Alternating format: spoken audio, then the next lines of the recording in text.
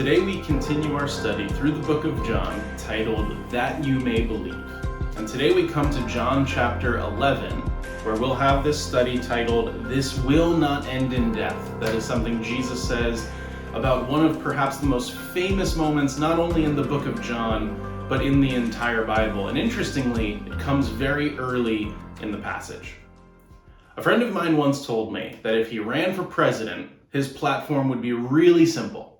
The only thing he would campaign on is the idea that anyone who spoiled a movie, anyone who told you the end before you got to see it, they'd go to jail. And that was it. He was so against movie spoilers. He thought that just by running on that, everyone would get behind him. Now, for many of us, we do really dislike it when someone ruins a movie for us or tells us the end of a show that we're interested in.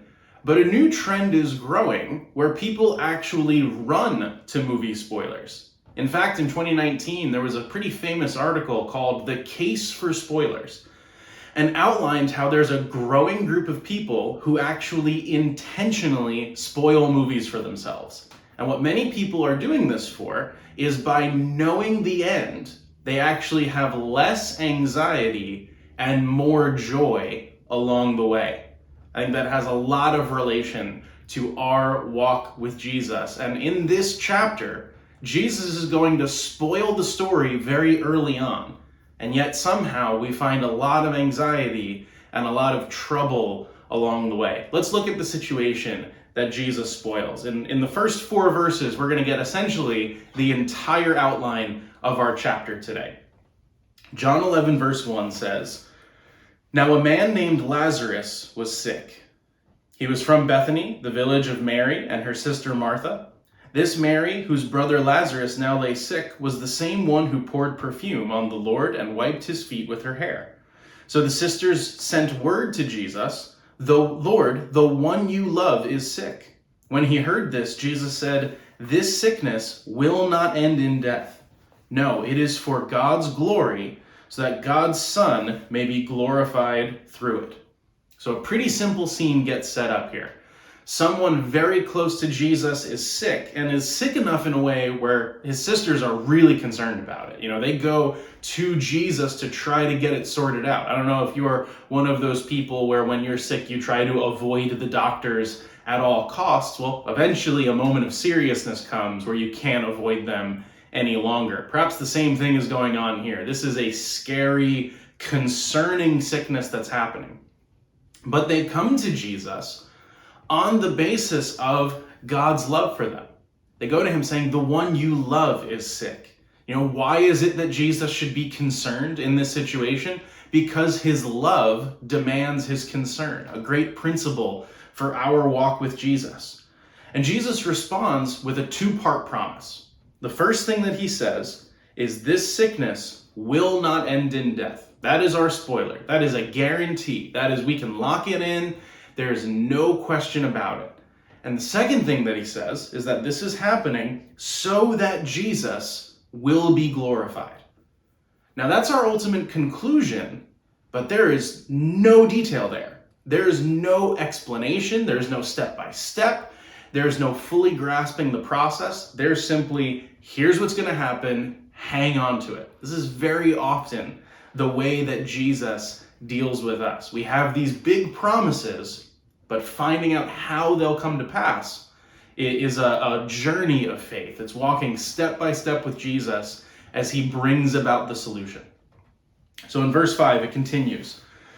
Now Jesus loved Martha and her sister Lazarus, and her sister and Lazarus, I should say. So when he heard that Lazarus was sick, he stayed where he was 2 more days. And then he said to his disciples, Let us go back to Judea. But Rabbi, they said, a short while ago the Jews there were trying to stone you, and you are going to go back? Jesus answered, Are there not 12 hours of daylight? Anyone who walks in the daylight will not stumble, for they see by this world's light. It is when a person walks at night that they stumble, for they have no light. After he said this, he went on to tell them, Our friend Lazarus has fallen asleep, but I am going there to wake him up. Now let's pause for a quick second. Notice the interesting dynamic in verses 5 and 6. We are reassured that Jesus loves everyone involved. He loves Lazarus, who's sick. He loves both of Lazarus's sisters, who are concerned over his sickness. And because of this, it says, he then waited and delayed for 2 days.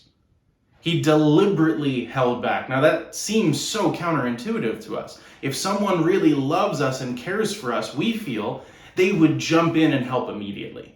They would try to fix the problem instantly. And yet, in Jesus' wisdom, he knows not only how to help, but he knows when to help. I have a 1-year-old son, and I got to be part of teaching him how to walk, which really isn't something that you actually teach. In a lot of ways, he'd be like trying to walk around the house, he'd get up, he'd stumble for a couple steps and he'd fall over. And teaching him how to walk is a lot less of explaining, shift your weight onto this foot, wait until you're balanced, land on your heel, let your foot roll forward. Like, it's not explaining any of that. Really, teaching him to walk is making the room for him to learn on his own and catching him before there's any real danger. We happily let him stumble on the nice soft rug in front of the couch. We would never let him stumble at the top of the stairs because we know that that's too much danger for him. So Jesus knows exactly the right moments to come in and catch us, to come in and scoop us up before real danger comes along. And so Jesus here, he's knowing not just when, or not just how to interact with everybody in this story, but when to interact for the sake of us believing, which is what he's going to say in this next section. Now notice this, as we turn to verse 12, this starts a trend of every person in this story resisting Jesus at every turn. Look at verse 12 with me. It says, his disciples replied, Lord, if he sleeps, he will get better. Jesus had been speaking of his death, but his disciples thought he meant natural sleep. So then he told them plainly, Lazarus is dead. And for your sake, I am glad that I was not there, so that you may believe. But let's go to him.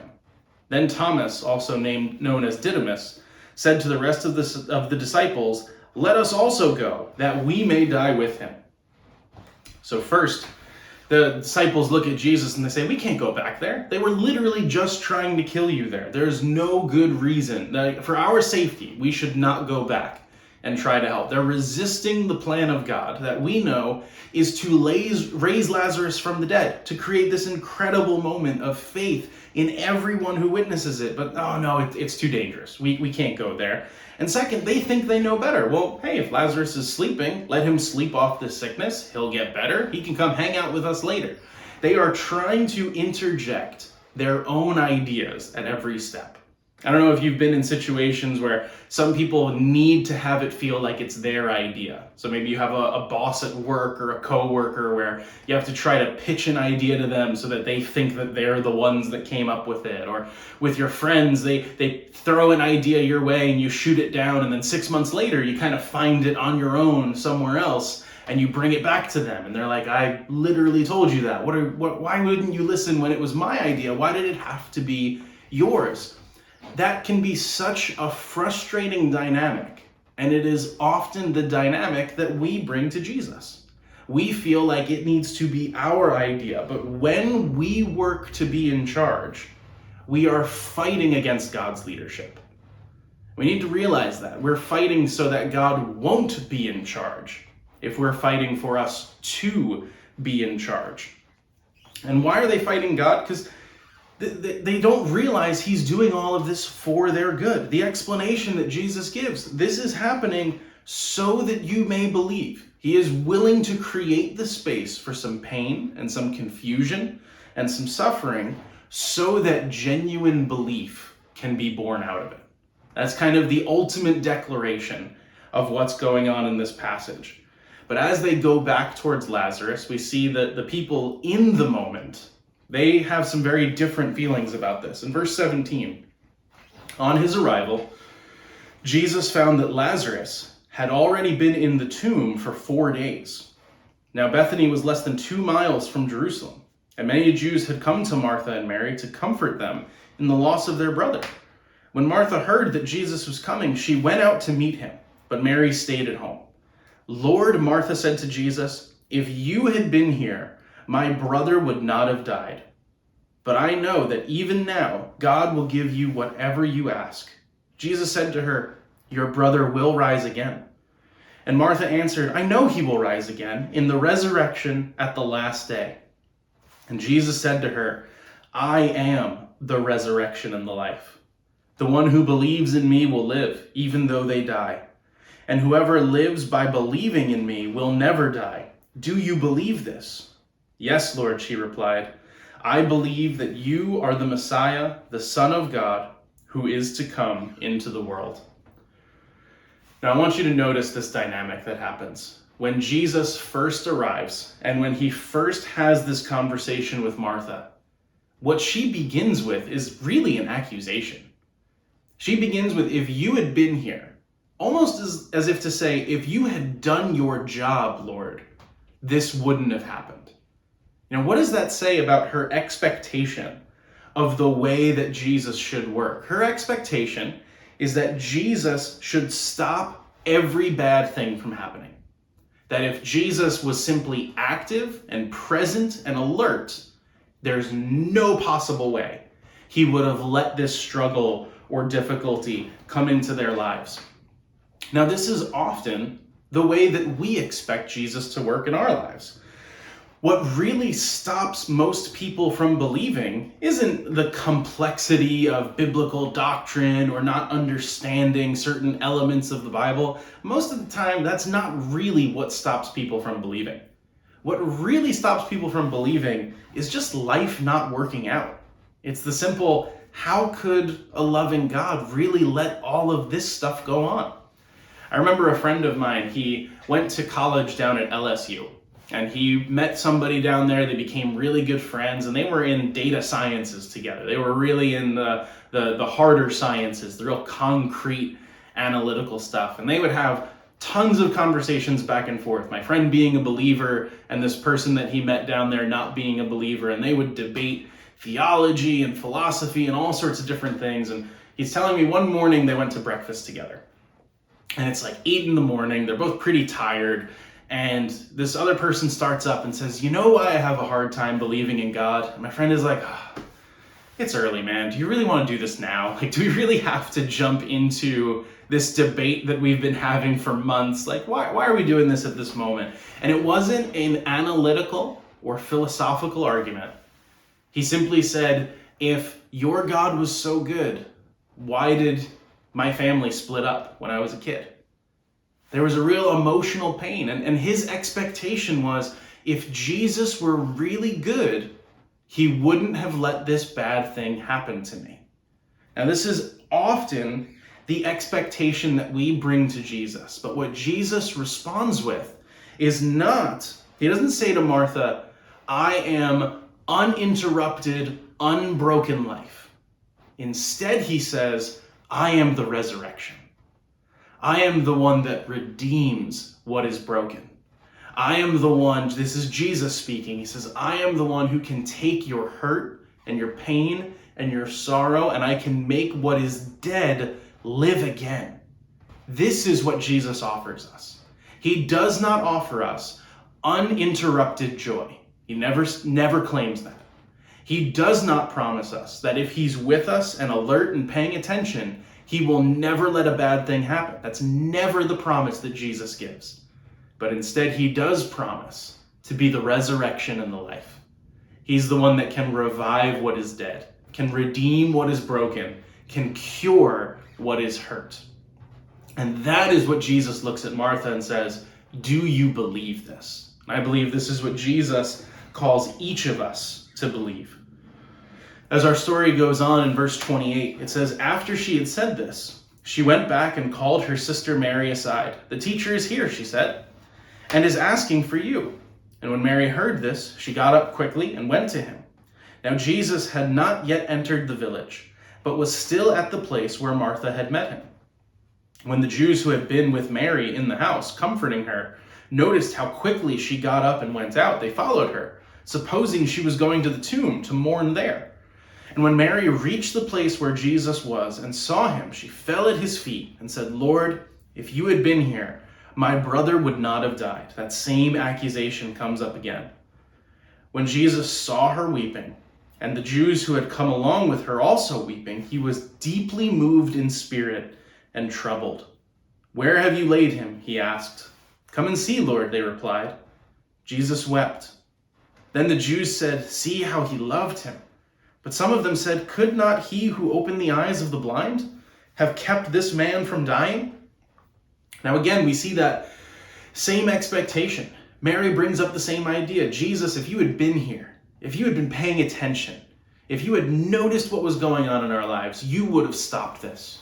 You could have fixed this. But Jesus doesn't push her away. Jesus doesn't try to prove her wrong instantly. Instead, it tells us Jesus noticed her sorrow, the sorrow of everyone around him, and the whole gravity of the situation. And he wept with everyone there in such a way where all of the crowd looked around and they went, "Wow, that Jesus really loved Lazarus. He really cares about everybody here." Now, notice this. We often point to Jesus wept as the shortest verse in the Bible. But what is really worth noting is Jesus wept knowing he was about to fix this. He had already promised earlier in the chapter, this will not end in death. And we know this is one of the most famous stories of Jesus overcoming the power of the grave and raising Lazarus back from the dead. He knew all that was about to happen. And yet he saw the pain of those around him, and he had sympathy. He wept with them. You see, Jesus is not cold to our pain. Jesus is not, like sometimes a 3-year-old melts down because like a toy that they have is broken, and you know that all you got to do is pop the wheel back on. And sometimes you're just sort of like, you don't need to cry about this, it's okay, and you just pop it back on and you hand it back to them. Jesus is not cold and distant. He is with us in our pain. He feels it too. Psalm 34:18 says, "The Lord is close to the brokenhearted and saves those who are crushed in spirit." You see, part of God's answer to the problem of pain is that he feels it with us. He's not completely detached from it or wildly separate from it. No, he wants to be right in it with us. Part of what he offers is not just solutions. We'll get to that in this chapter. But part of what he offers to us is simply his presence, available to us, welcoming us, weeping with us in the middle of our struggles. Well, in the middle of this situation, Jesus, in verse 38, it says, Jesus, once more deeply moved, came to the tomb. It was a cave with a stone laid across the entrance. "Take away the stone," he said. "But Lord," said Martha, the sister of the dead man, "by this time there's a bad odor, for he's been there for 4 days." Then Jesus said, "Did I not tell you that if you believe, you will see the glory of God?" So they took away the stone. And then Jesus looked up and said, "Father, I thank you that you have heard me. I knew that you always hear me, but I said this for the benefit of the people standing here, that they may believe that you sent me." And when he said this, Jesus called in a loud voice, "Lazarus, come out." The dead man came out, his hands and feet wrapped with strips of linen and a cloth around his face. And Jesus said to them, "Take off the grave clothes and let him go." You see, here Jesus' power is fully on display. With a simple word, he was able to take the dead and make him live again. I want to state this very carefully. Part of following Jesus is not just accepting bad things forever. There's a big question in our culture today. How is it possible for an all-loving, all-powerful God to allow evil and hurt and suffering? And part of God's answer is that he won't allow it forever.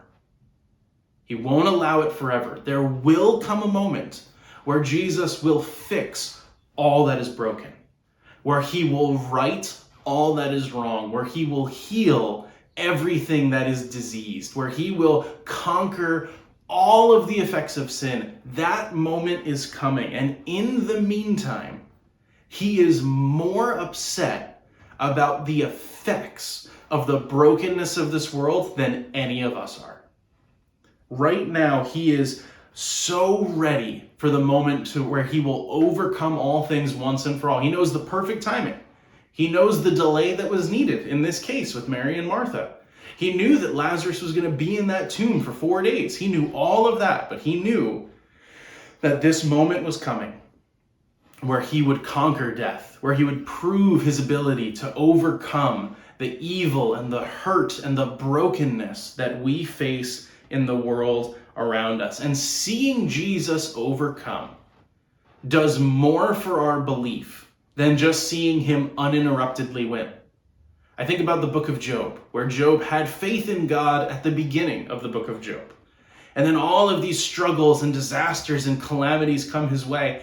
And at the end of the book of Job, in chapter 42, verse 2, Job says, I know that you can do anything and no one can stop you.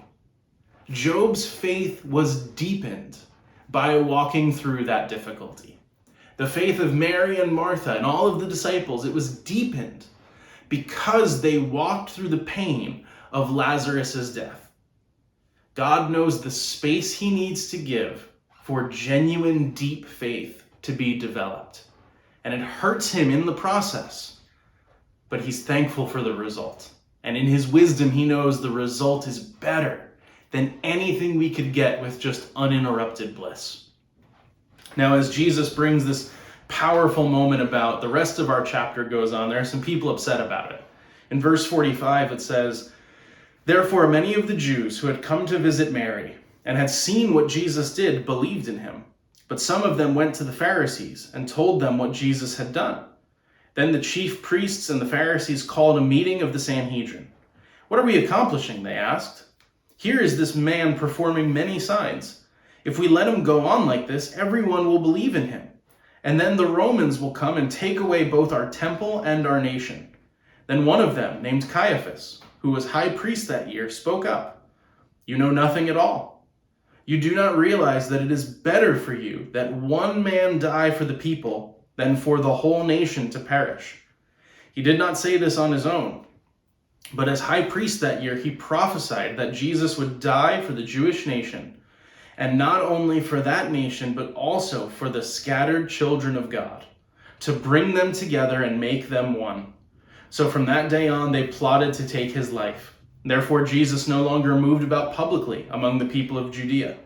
Instead, he withdrew to a region near the wilderness, to a village called Ephraim, where he stayed with his disciples. When it was almost time for the Jewish Passover, many went up from the country to Jerusalem for their ceremonial cleansing before Passover. They kept looking for Jesus, and as they stood in the temple courts, they asked one another, What do you think? Isn't he coming to the festival at all? But the chief priests and the Pharisees had given orders that anyone who found where Jesus was should report it, that they might arrest him. Now there's this one passage in the middle that is really worth our focus. As the high priests and all of the religious leaders, they're thinking about what Jesus is doing, and they're saying, we gotta find a way to stop this guy. He's doing way too much. He's a threat to our position. He's a threat to our nation. We have to figure out how to stop him. And it's the high priest there, Caiaphas, who comes along and says, isn't it better for one person to die for the benefit of all of us, for one to suffer so that we can all be free? If he only knew what he was saying. This is the very hope we share in Jesus. He is the one that suffered. Even though in our lives we face pain and difficulty and suffering and struggle, Jesus also faced struggle. He also faced difficulty. He faced the greatest difficulty of all. He took the full weight of what our sin deserves. He's the one who faced that death for us. He died the death we deserve to die. But he rose again. He proved that he is the resurrection. He's the one that died for the benefit of all. And in his resurrection, we can join him in resurrection life. This prophecy from that high priest, in part, is about the healing that he offers us. Through his rising again, it was better that that one man, that Jesus, should die so that we can all join him in resurrection life. Now, there's so much in this passage, but I would finish by just thinking on 3 reflection questions that I think could be very helpful for us. The first is simply, do I have the right expectation of Jesus? In this passage, we saw that Mary and Martha expected that the presence of Jesus would eradicate all evil. It would eradicate every problem from their lives. And if this is our expectation, unfortunately, we will be disappointed. Jesus is not the genie who stops everything wrong from happening, but he is the God who overcomes in his timing. And if we believe that, if we hang on to that, if we remember that God's timing isn't ours and we expect that his timing might be different from ours, we'll be hopeful instead of downtrodden. We'll be looking for his deliverance with joy and expectation, rather than looking at our circumstances thinking, how on earth could this be God's plan? Do we have the right expectation of Jesus? The second reflection question I'd ask, do I trust Jesus enough to wait? You know, we notice throughout this chapter, at every step, the disciples fought against Jesus. We can't go back to Judea. They're trying to kill you. You can't wake Lazarus up. He's sleeping. Mary and Martha did the same thing. If you had been here, Jesus, this all would have been fixed. We can't roll the stone away. It's going to smell too bad. At every step, every single thing that Jesus tried to do, there was somebody resisting him. And Jesus, throughout all that while, was working together for their good. Do we trust that even when we don't see it, even when we don't fully grasp how he's working everything out, we can wait and we can be patient and we can trust that he's working everything together the way that he sees fit? And then that final question, do I really believe that Jesus will bring life? Ultimately, this chapter focuses on one single hope, the hope of Jesus's ability to make all things right. And I think that this is worthy of our reflection to ask, what am I trusting to make things right in my life? Am I trusting my job or my family or my comforts, my ability to plan and schedule and make things go according to a certain timeline? Or do I really believe that if I trust in Jesus, I will have abundant life now and I will have eternal life later? Because this is what Jesus offers. I want to point out this in closing. Jesus raised Lazarus from the dead. He proved his power of resurrection ability, knowing that Lazarus would physically die later on. We know that Lazarus did die again. Lazarus is not still walking around Israel somewhere. We just had a team over in Israel. They didn't find him. He ended up going the way the rest of the world goes. He rose from the dead in that one spectacular moment, but he did die a natural death. And part of what Jesus was doing was not just raising Lazarus right now, but proving he is the one that brings eternal, lasting life. He is the one that solves the problem of death forever. If we are trusting anything else to make us whole, that something else will let us down. But Jesus is the one hope that never disappoints. He is the resurrection and the life. And he is the resurrection we should be hoping for and the life that we should abide in today. God bless you.